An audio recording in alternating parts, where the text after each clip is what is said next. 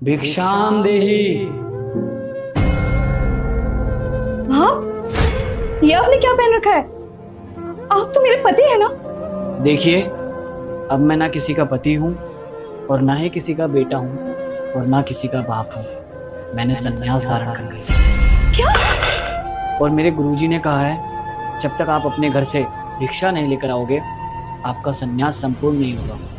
तो देवी, आप मुझे भिक्षा दे दीजिए, जिससे मेरा संन्यास संपूर्ण हो। ये आप कैसी बात कर रहे हैं? अरे आपका घर है, आपके छोटे छोटे बच्चे हैं, आपकी एक बीवी है और आप संन्यास धारण करने की बात कर रहे हैं? देवी, अब आपको दुखी होने की कोई जरूरत नहीं है। जब तक मैं पारिवारिक संसार में था, आपने मेरी कभी कोई कदर नहीं की। और हाँ, आपने कहा था मैं मर जाऊं या इस दुनिया में रहूं या ना रहूं, आपको कोई फर्क नहीं पड़ता। तो आपकी आंखों में आंसू क्यों देवी? ये पकड़ो थैला और बाहर से सब्जी लेके आओ।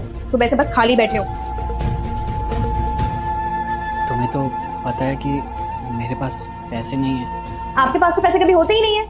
10,000 रुपए तो हर महीने देता हूँ ना खर्चे के लिए तुम्हें। अरे 10,000 में क्या होता है? बच्चों की फीस जाती है, बिजली का बिल जाता है, घर का राशन आता है। आप मुझे 10,000 रुपए देते हो, कोई 1 करोड़ रुपए नहीं।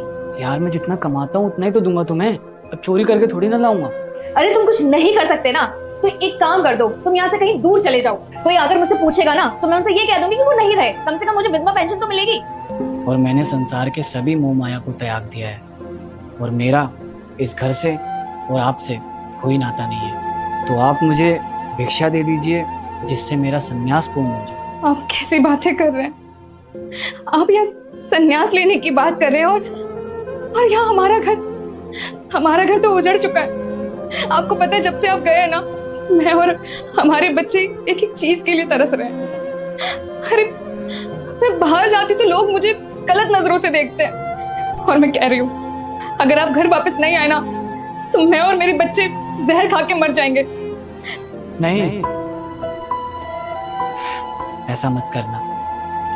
और मैंने कोई संन्यास धारण नहीं किया है, ये सिर्फ तुम्हें एहसास दिलाने के लिए किया था।